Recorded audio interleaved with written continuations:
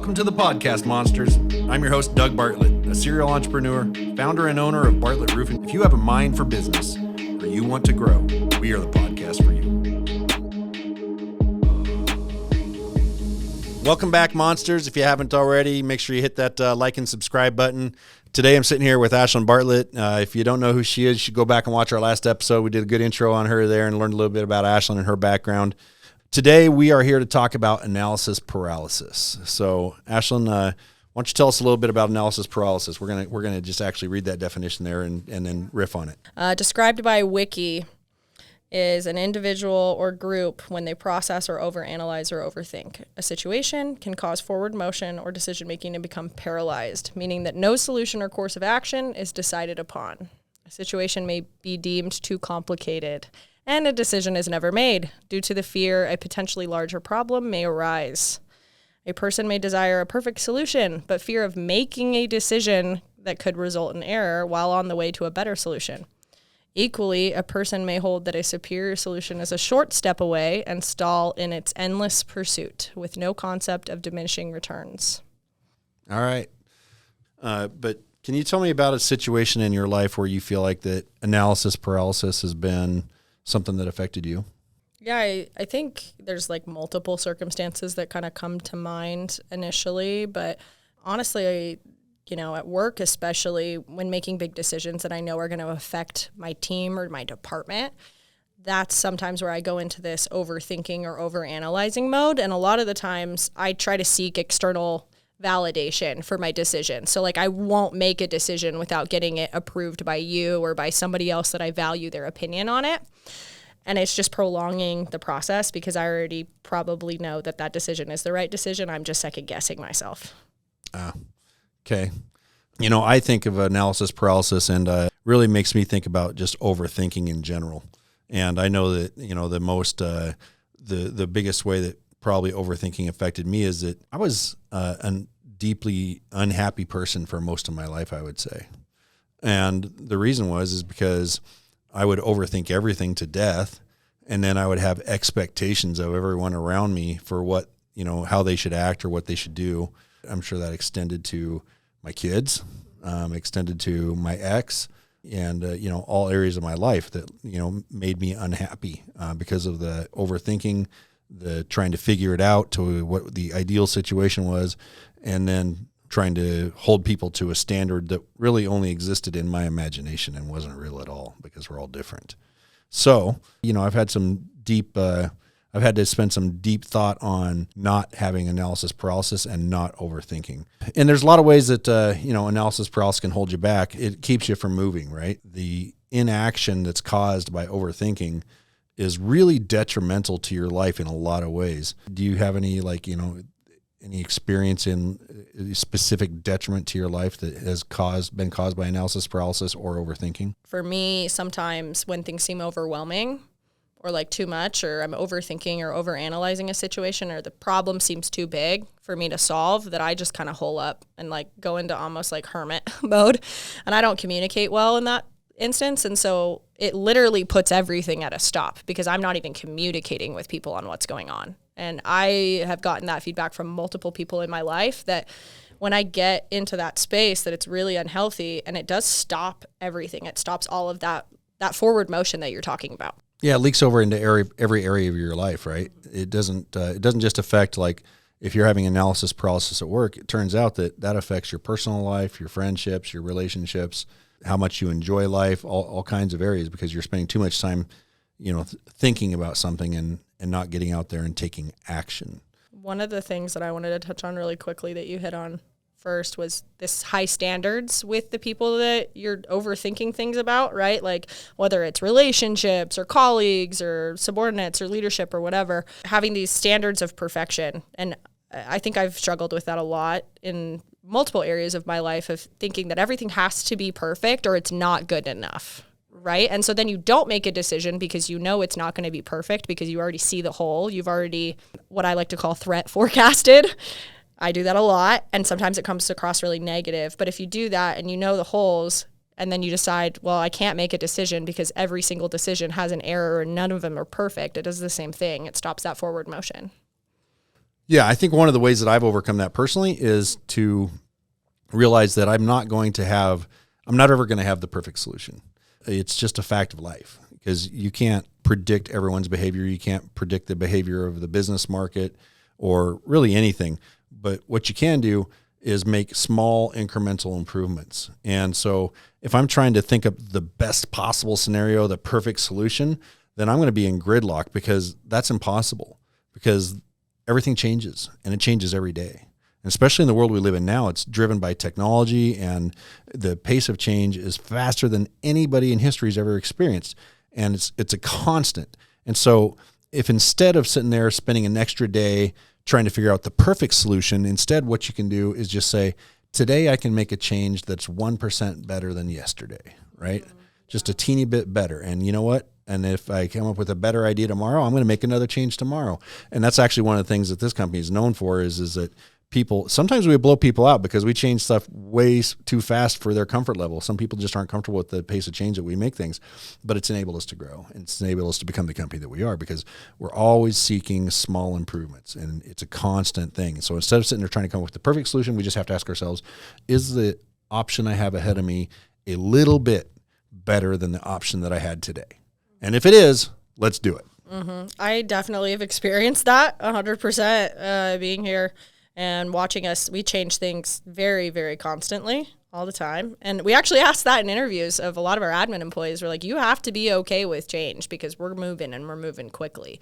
But it's all out of, I think the biggest thing is reminding everyone that it's always with good intention. It is always to get better. It's not changing things to make things worse, right? Even if there's maybe some side effects to the change sometimes that we have to deal with. We're trying to improve. We're trying to get better, and we're A/B testing things, and we're gonna try this. And if it doesn't work, we're gonna take the lessons we learned, and we're gonna move forward. Yeah, I think that's a good point, because you're absolutely right. Sometimes there are unforeseen consequences to the changes that we make, and what do we have to do? Make another change. Sometimes we have to rewind and go back to what we were doing. Not very often, but sometimes we do. Most of the time, it's just, okay, let's improve on that decision 1% more to alleviate that negative that spun out from that first change. Right. And that's another step forward. One of the rules in business that, I think that is just kind of standardized that most people have heard if you're in business is launch before you're ready. That's a good rule to live by. If you're thinking about going into business for yourself, or you're thinking about, in taking that next step, a lot of business owners, I think, get stuck in that space where they're like, should I hire somebody? Should I hire an employee to do that? They can't do it as well as I can. And yeah, absolutely you should. If you think that somebody can do it 80% as well as you can, they probably can actually do it just as well as you can. They just do it slightly differently, and that's okay, because they're getting there in their own way. And that's a win.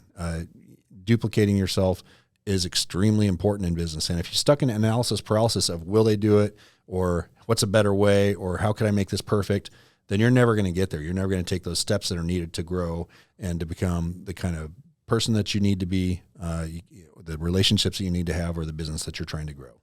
One thing that I want to ask you, because I'm curious, is there's a fine line between overanalyzing and overthinking and not having forward motion, and also staying with the problem, right? And like actually understanding what it is you're trying to solve. So how do you toggle that? Like how do you walk that fine line so that you're understanding the root of the issue and solving the root of the issue versus overanalyzing it?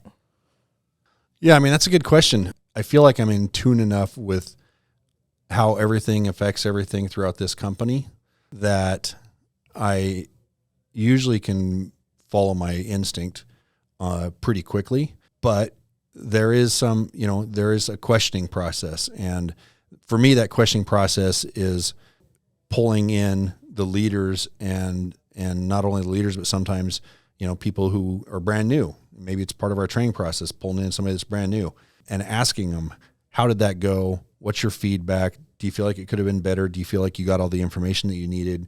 Or what could have been done better? Where do you think we fell short here? And giving people permission to be brutally honest and telling them, hey, I need you to give me your actual brutal, honest feedback here, because if you just give me the yes, man, that's not helping me. And so I have to empower people to be brutally honest with me and ask them for the feedback, no matter what position they're in with the company, whether, like say, it's brand new or somebody that's a veteran, and just seeking that out. But don't spend too long doing that. You can't ponder these problems too long. It's better to take the action, see the results, and then take another action than it is to sit on it for too long. So if it's a big decision, I might, there's been times where I pondered decisions for, months. It was too long. I could have made much more progress if I'd gone and made a decision 24 to 48 hours after I realized that there was an issue, made the change, reanalyzed, made the change again. I probably could have got to the same position in a week or two instead of months later. And so, I think the action is more important than the analysis. You should trust your gut instinct and act, and then react to whatever happens from there. That brings up, there's a statistic, and I can't remember exactly the statistic quote, but I remember hearing this very recently, and it's, if you wait until you're 100% sure, it's already passed. You already missed it, right? You need to wait until you're like 40% sure and then do it. Just get it done, see how it happens, make changes on the fly, right? That 1% better like you're talking about. But if you're waiting till you're 100% sure that this is the right choice, your time has passed. Yeah, I think that's a valid point. The time has passed and you're creating more damage than good by letting it sit. I personally try to get to a point where I'm like at least 50-50, but my gut's telling me that this is the right decision. So it's weighed more toward that, 60%, like I'm confident. If I'm 60% confident, that's probably enough. I'm probably going to do it. And, and people often tell me, slow your roll, bud. You're not thinking this part through. And sometimes they're right. Sometimes I do make changes before I should. But as a rule of thumb, it's worked well for me. And I always try to do it in a way that doesn't negatively affect other people, other than just having to learn how to deal with the change. What do you think was the biggest change for you? Because you talked about in your childhood really suffering from analysis paralysis and overthinking. And like now I don't feel like, in my experience watching you and you being my leader, I don't feel like I see that. Like you said, like a lot of times we are like, you need to slow down. Like you're moving too quickly. You're making too many decisions too fast. And like, we need to catch up. So what was that change for you? I think that just came from the hitting that low in my life where I just had to like basically reinvent who I was. And, if you want to hear more about that, go back a couple of episodes and you can kind of learn my history. But, I was at bottom, in 2014 and figured out that really, there's no way for me to control everything that I want to control. It's like I kind of had a God complex of wishing I could control everything. And I didn't really have a God complex, but I wanted to be able to control things and be able to forecast and predict the outcome. And what I learned is there's only one outcome I can predict, and that is what I move my body to do. End of story.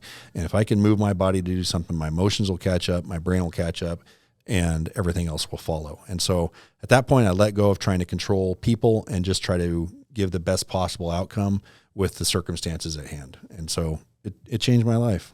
That's hard to do. I think I probably inherited that control complex from you a little bit, to be honest, because I struggle with that too, right? Like I just want everything to be perfect and everything to go exactly this way. And like I've already threat forecasted it and envisioned it in my head, and this is the way it has to go. Otherwise it's not right. And that's hard to let go, that control piece. Yeah, you and I have had more than one blow up about you trying to control something where I was making a decision. Those didn't necessarily go well. But I think we've got a handle on that now. We've grown through that, right? Yeah. I think the other thing is you just have to accept that it's okay to make mistakes. That's hard too. Yeah, but it's if you're not making mistakes, if you're not failing, you're not trying hard enough. End of story. Yeah.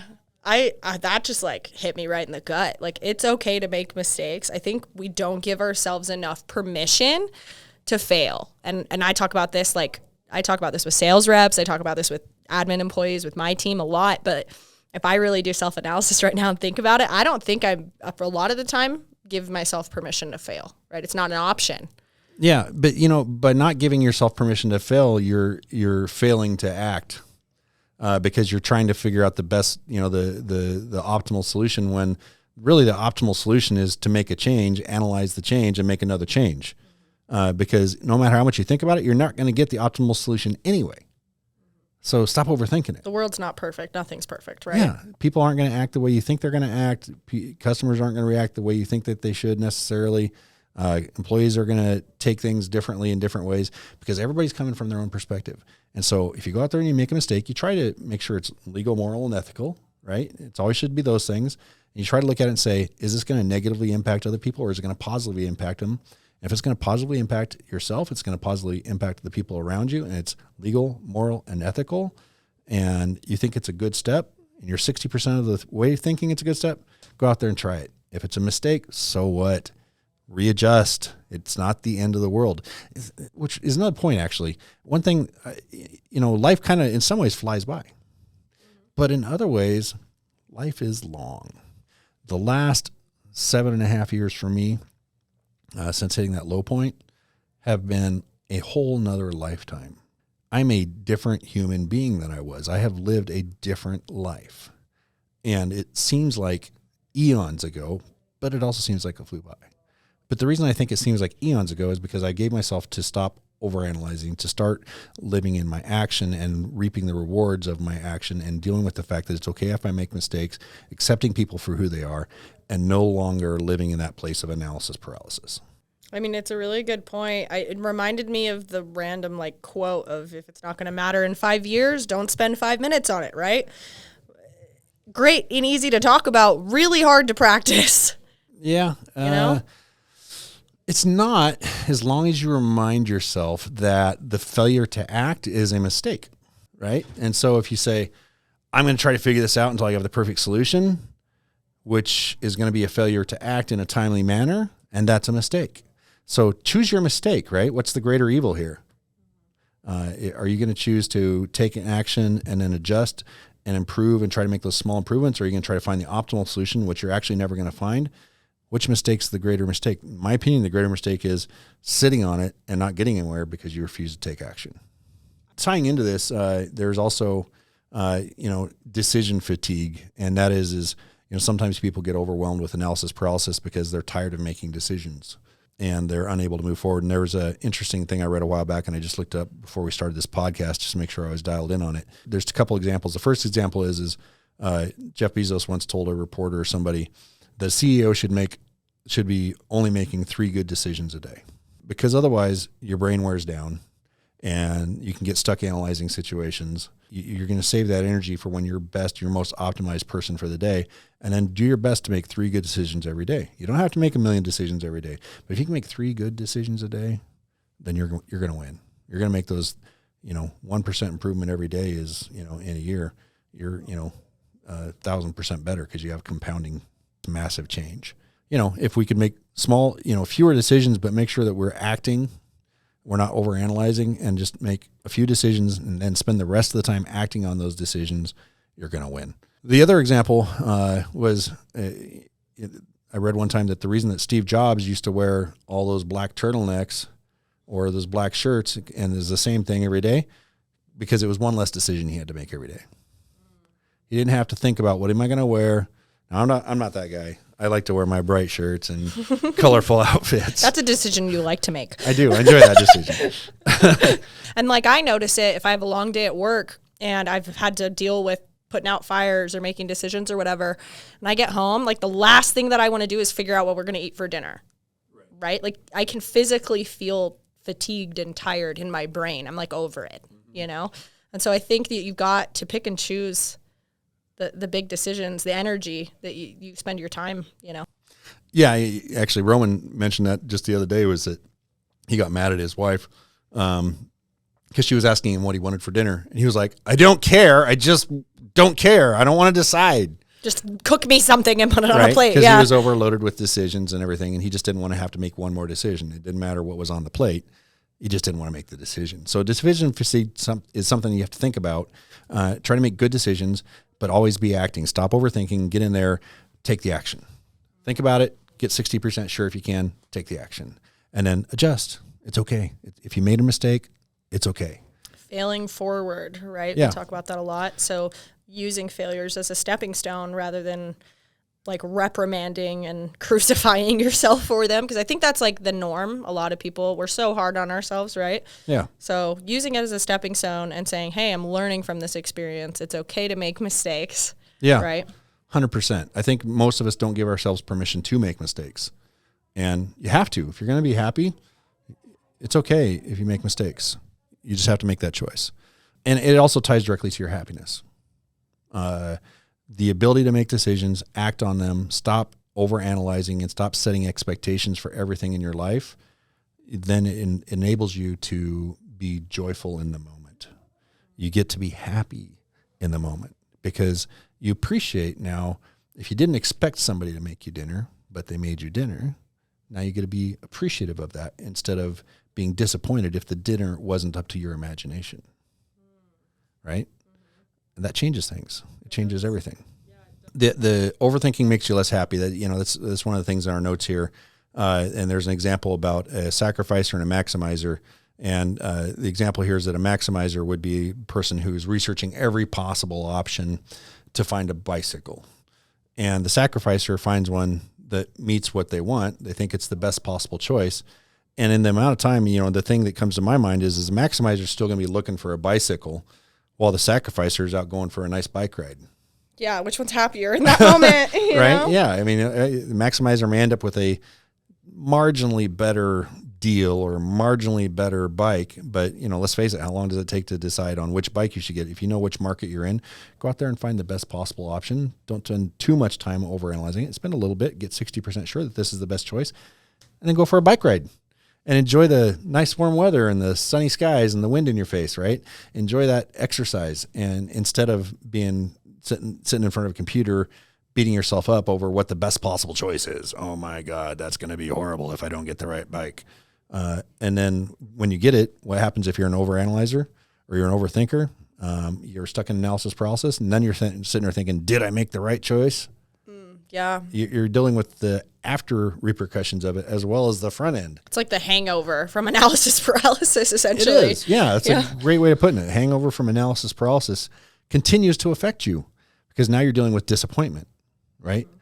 Instead of dealing with the joy and the happiness that you can find in the moment or the success that you can have in the moment from the decision and the tweaks that you made, now you're just dealing with probably disappointment because nothing's ever perfect. I thought of a silly example, but when like a couple argues about where they're going to go eat and they're like, I don't know. And the wife's like, I don't know what I want. And he's giving, options and she can't decide and everybody's frustrated because everyone's just hungry. If somebody would have just said, we're going to go eat Italian, we're getting spaghetti and French bread tonight and Caesar salad, that's where we're going, they would have already been eating. Right. Yeah, instead of sitting at home arguing about it. Yeah. Yeah, it's a great point. Some things that you can do to stop living in the analysis paralysis. What do you think some things are that you could do that would turn that around to where you're not living in analysis paralysis and overthinking and trying to find the perfect scenario? Well, I think number one is already what you've brought up is giving yourself permission to make mistakes, right? And understanding that you are not ever going to be perfect and you have to let go of this idea of perfectionism that you're holding yourselves to because we're all our own worst critics. Right? We all hold ourselves to these unrealistic standards and we completely crucify ourselves when we don't hit them every single time. It's how our brains work, right? Because we're just going to be the hardest critic. Yep. So I think number one is giving yourself permission to fail. And then two, I think is just having enough self-awareness to sit back and say, if I sit on this for even a couple days, it's going to be more of an issue in a couple days than it is right now. Right. And so understanding that you're actually creating a bigger problem by not finding that solution sooner rather than, I think usually my brain would say, and the opposite is I'm actually making sure that the problem's solved and it's done. So I'm thinking about it longer, but I'm creating more of a problem by sitting on it longer. And so I think having that self-awareness is also key. Yeah, I think that's really a great point. It's kind of that hangover effect you're talking about. It's like you're dealing with the hangover effect on the front end and on the back end. And so it changes things. Some things you can do. Yeah. Give yourself permission to make mistakes. Find a time of the day when you have the most energy, your brain is most engaged and most full to make those decisions that you need to make. Don't wait till the end of the day where you're hungry, you're worn out, you're angry, and you're prone to make bad decisions. Choose a time of day where If there's decisions to be made, that's when you make them, is when you're optimal as a human being. Don't set those expectations so high. I think that's just a key one for me. It's just personally is don't set those expectations of this is going to be the optimal solution. Set it and then reanalyze. Is it going to be a better option than we had today if we do this tomorrow? I like the whole concept of environment too. And you're talking about this like in time of day, but like your environment, we take that a step further, like can influence the way that in your capacity to make decisions, right? And so if you've got a big decision to make sure your environment is conducive of being in that headspace. I think going back to what you're talking about, Jeff Bezos is understanding you only have a certain amount of like decision-making capacity in a day too. So understand your time and be efficient with it, right? And then create an environment that's conducive to making good decisions. Create habits that eliminate some of this stuff that you don't have to make decisions on. Make those just habits. If it's something that's ongoing, make it to where those aren't decisions that you have to make, but they're just things that you have to act on. And then use your brain power to really work on the big decisions that you need to make. Then take action, stop overthinking it, and realize that mistakes are made. The biggest mistake that most people make is inaction. That is literally the biggest decision. And you should act as soon as you feel like you have enough info to make a good decision to make a small improvement. If it's not a small improvement, then maybe you should just sit on it. But if it's even a small improvement, it is an improvement. Go make that change. Go act on it and stop questioning it, and then look at the results instead of trying to measure it up against what your optimal scenario was. One thing that I think I am curious about on your end is when decisions in leadership, right? I feel like a lot of leaders probably struggle with what I'm about to talk about, but when the decision that you're making is going to directly affect your team or the people you work with or your colleagues or other departments or whatever, right? That can be really scary, So it's one thing when the decision you're making is like what you're eating for dinner, because that's only really like affecting you and your family or whoever's having dinner with you. It's another thing when you feel like you have like a responsibility to make sure like the people that you are, leading are okay, and this decision is going to affect them. I think that's something that I've dealt with in the past. I think that's important, but I think that, the easiest way to overcome that is, and what I try to do is I try to lead people through my decision-making process when I'm rolling out changes.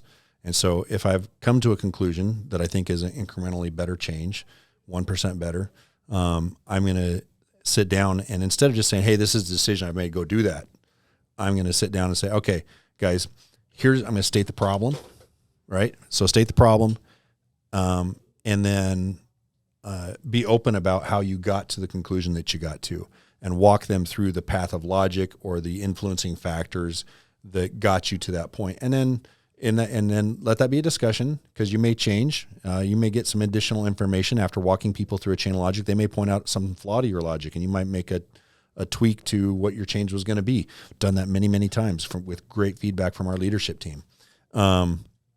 Walking them through, and all of a sudden they're like, hey, there's this. And I was like, oh, dang, I didn't even think about that. And so we make a tweak, but then we still make the change. Take the action. And realize that as a leader, change is constant, and it's okay to have constant change. If you are not taking those 1% changes, you're letting the people down that follow you. And you're letting yourself down. You're letting your family down. Change should be expected. We live in a changing society. If you're not growing, you're dying. End of story. And so get used to it. This is the life that we live. If you're in an environment where there is no change, sorry, but that company that you're in or that environment that you're in is going to die. It's not going to last very long, yeah. You got to be adaptable to your environment. Like you talked about the job marketplace, like the business itself. You have to learn to be adaptable and moldable and to be able to make it work. I mean, I think we saw this in 2020 with the pandemic with a lot of companies. They failed, right? They went out of business because they couldn't learn to adapt. Right. So it's a great example. Yeah. And if you have a big decision, and if you have choices ahead of you, look at what best aligns with who you are as a person and what aligns with your goals and what aligns with the goals of your company. And if you have if you have two equal choices, stop overthinking it and just say, hey, which one of these best aligns with our direction, what we're trying to achieve here, what our goals are, and then go with it. And again, adapt. So you can also get out of your head by talking about it with other people as well. I use sounding board, leadership team often, very, very often as sounding boards. Pull them aside one at a time, spit out my ideas, and ask for their feedback, and then just go and make a decision. Getting your trusted close circle of people's perspective and opinions on things, I think, especially when you're making those larger decisions, right, that are going to affect those people, whether it's your leadership team or the entire company for that matter, because a lot of the decisions that you're making are affecting literally hundreds of people. Yeah, and if you fail to act, then you're going to lose momentum because something's failing, or else you wouldn't be wanting to change. You wouldn't be having analysis paralysis. You wouldn't be sitting there overthinking it, because if there wasn't the change that was needed, you wouldn't even be thinking about it, right? And so if you realize that no action or inaction is a mistake, and you have a choice of making a mistake that's just going to repeat the day before's mistake, or making a mistake that might move you forward, take the chance. Don't sit on it. Take the chance and move forward. Mm-hmm. Worst thing that's going to happen is you're going to try it out and you're going to be like, well, that didn't work. So back to the drawing board. You know what I mean? Like, at least we knocked that one off our list. Yeah. You learned. Yeah. And learning is better than nothing. That's a great option. Interesting thing about, analysis paralysis is when I started roofing, I was in the construction industry for a long time, but I have never in my life installed a roof. I think I've actually installed roofs and you haven't. You made me install roofs the first time. The only roof I've ever put on was my dog house that I built for our dog when you were a kid. Yeah, she was a St. Bernard. She was really cute. So I put on about 8 shingles before I ever got into the roofing business. And in retrospect, I know I did it wrong because I didn't have anything for a ridge shingle and I didn't know how to put it on. I just overlapped one over the top of the other one. So that was wrong. I don't know if I lapped them properly or not. I have no idea. I can't remember. But if I was stuck in analysis paralysis, I never would have gone into roofing. And here we are. We're going to be pushing $25 to $30 million in business this year. Yeah, by all standards, very successful. And yet I have never once put a shingle on a roof other than that doghouse. So pretty freaking awesome. Well, it just tells you, if I was going to overthink it, we'd never be here. You would be sitting there saying to this day, well, I've never done any roofing before. I might have done framing, but I've never actually installed a shingle. It's a great idea. And then somebody else would have done it, right? Yeah. Because somebody else would have not been stuck in analysis paralysis, and then they would have capitalized on it. Yeah. Along with the mistakes thing, perfect never happens. Got to let go of that concept. You got to let go of that idea that perfect's going to happen. It's not. It never will. Your expectations, what you dream up, what you cook up, it's never going to be perfect, no matter how perfect your dream is. The action of it with the people around you, the execution is not going to be perfect. Just to wrap it up, my thoughts on this, doing is more important than overthinking. Taking the action is way more important. If you've got a gut instinct, probably that's the right decision. See if you can back it up with any data and then get out there and take action. What would you wrap this up with? I would say that with the action taking, you're creating energy. And when you're not taking action, you're not creating energy, right? And energy is the key to life. Yeah, so energy, momentum, it all works together. So continue to make decisions. Don't be afraid to fail. Use it as a stepping stone and get after it. Yep. I think that's a great wrap up. So peace out, monsters. Appreciate you being here, and go have a monstrous day.